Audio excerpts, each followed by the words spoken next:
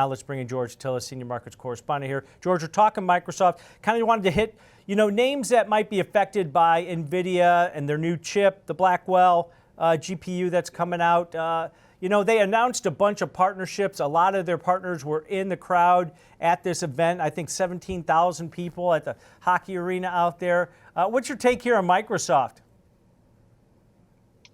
Well, my take on Microsoft is, I don't necessarily look at Microsoft as a direct competitor to Nvidia. I think Nvidia, if you think about their technologies, is really an architect of hardware across the entire AI space, and Microsoft obviously participates in that, with them actually being one of the co-founders of ChatGPT. And so I think Microsoft is just well positioned, and they've been executing exceptionally well as a company across all their businesses. If you look at even their last reported earnings, they talked about how their commercial enterprise division was up about 17%. Cloud growth is still growing sequentially about 22%.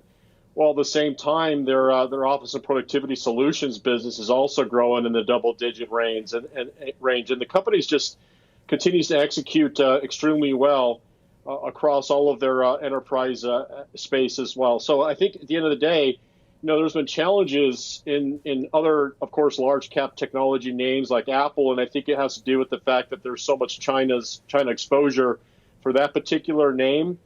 But I think at the end of the day, you have to think of Microsoft as an AI interface-based company versus essentially an architect of hardware for artificial intelligence. And I think that's essentially where Microsoft is well positioned. George, this is a company that defies gravity by their ability to keep growing. But you take that whole suite of products that they offer, you add AI to every single one of them, or most of them, they get a lot better. And now what AI is doing to Azure is revenue growth for Azure last year up 30%. AWS revenue growth 20%, Google Cloud 26%. Now they're starting to dominate cloud, and that is just by 2030, $2.4 trillion in cloud. I mean, they continue to innovate, and somehow, George, they continue to find ways to grow.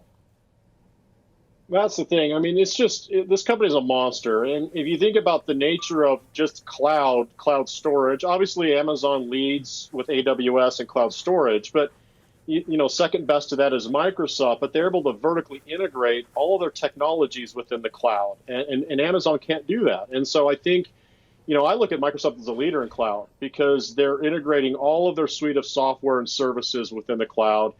They're the second largest public cloud out there. And then adding to that the productivity elements of artificial intelligence, which can be very well integrated easily into all their software. So, I mean, they're effectively a monopoly. I'm not going to declare that, but that's what they are, especially in the enterprise productivity software suite. And they're just a giant. And effectively, the profit margins are very robust at 30%. Their growth is still relatively stable considering its 5-year average in the low teens. Earnings growth is in the mid to high teens, paying a dividend.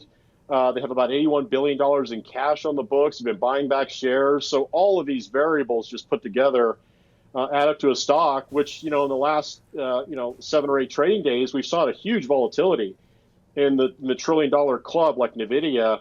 Companies like AMD, they pulled back in the double digits. Microsoft pulled back a little, but if you look at the chart on a weekly, it's like nothing happened to the stock. And that just speaks to the position this company's in and the needed aspects of their technology. It's ubiquitous across all enterprises, public and private sector, governments, households, personal computing, you name it, they're in it.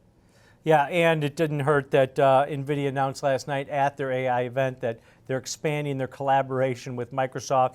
365, Azure are going to be the first ones on this Blackwell platform at this point too. So maybe some more upside in this one if you're thinking that way, that it's going to expand their business even more. All right, great stuff. Thanks to George Tsilis, Senior Markets Correspondent here, breaking Microsoft down.